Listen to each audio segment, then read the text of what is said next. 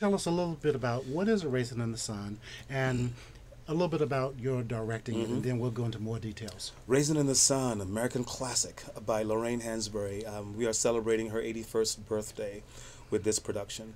Um, I had the pleasure of directing this about 6 years ago up at Solano College. And I have the great opportunity to direct it for my theater company. Um, it is a story of the Younger family living in 1950 Chicago, dealing with racism, dealing with poverty in a certain sense, dealing with family issues.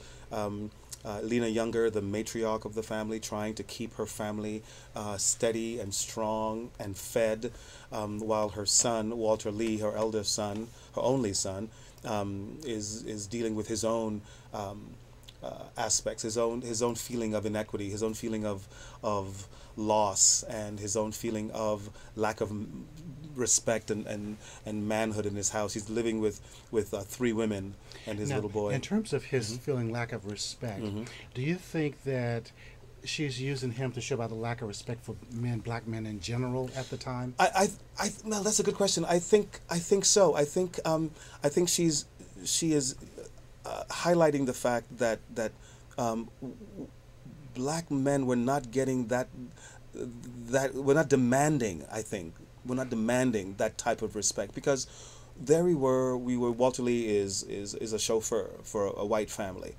He's very good at what he does, but he's a chauffeur. Yes, sir. No, sir. Where to, sir? Shall I take the drive, sir? To quote the play. So he is under the thumb, under the auspices of these people. And I think what she's trying to say is that, yes, we have to do what we have to do, but we also have a life. We also have dreams. We also have aspirations. And if our can't understand what our aspirations are, how can we make it out there? He talks about seeing all these other people, hearing these people, rich conversations with these white boys going on, and he can't be a part of that. And he knows he has dreams. He knows he can. He knows he has the brains for it, but he can't. And he's looking for that one opportunity to get there, to be an Great. entrepreneur. We have some photos Oh, from good. the show. Let's see. And what I will do is we'll show the photos and have you talk about what's going on. All right. Okay.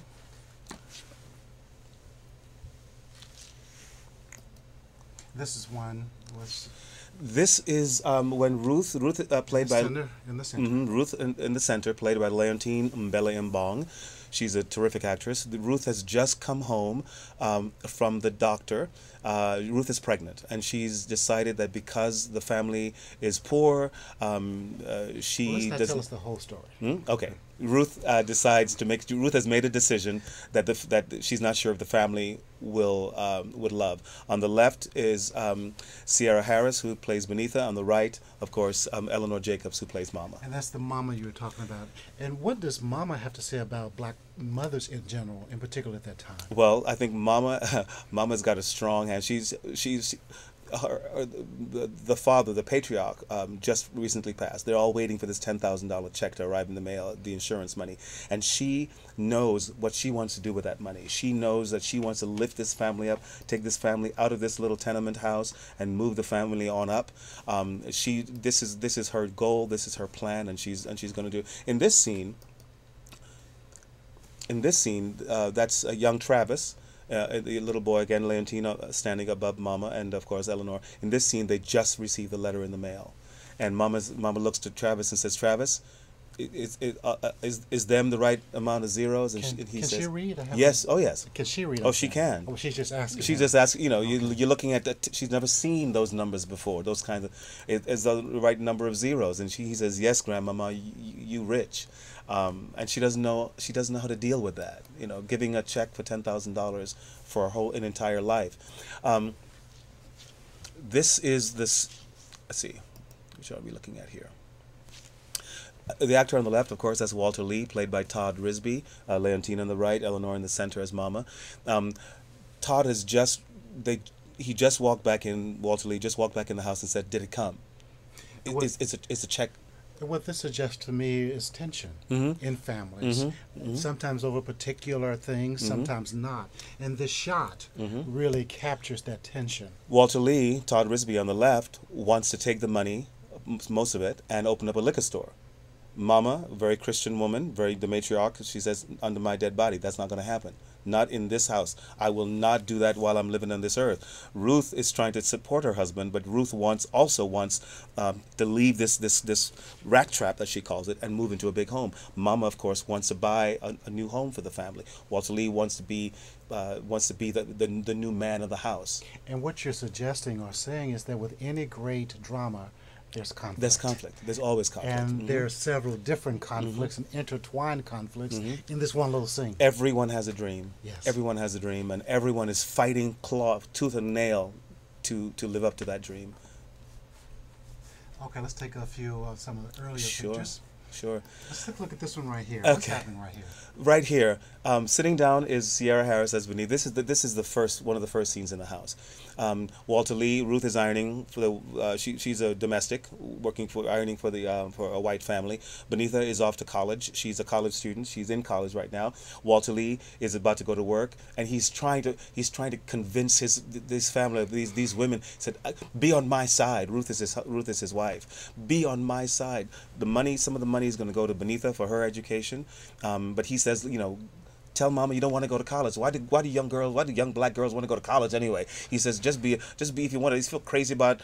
She wants to be a doctor. He said, if you're so crazy about helping people, just become a nurse like any other woman and shut up. Yeah, some traditional. Very traditional. Now we're back to you on the screen. Oh yeah. I have to be sure we talk about where it is. Absolutely. When it is, and the basic information. Okay, we are at the African American Arts and Culture Center. We are, as you said, thank you for the introduction, the African American Shakespeare Company. We are housed at the African American Arts and Culture Center, which is 762 Fulton Street. It's a 200-seat theater called the Burial Clay Theater, and we've been there for a number of years. Showtime, we open tomorrow night, the 12th.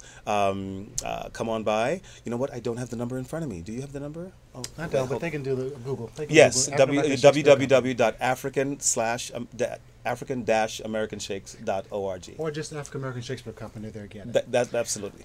We have, believe it or not, our time is just about up. Oh my gosh! Wow. Can you tell us why you think this play is important for people to see? Well, look. Recently in the news, we learned about a young man named Trayvon Martin who was talking to his girlfriend on the phone, and somebody. I get choked up thinking about it. Somebody decided that he was in the wrong neighborhood. Somebody decided that he was not welcome where he is. The story is about a family that's moving to a neighborhood where they're not welcome. The play was written years and years and years ago. This is the first time in 30 years that it's been produced in the Bay Area for some reason.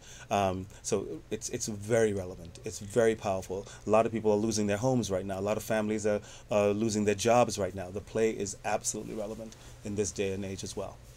Wow, fascinating. I hope so.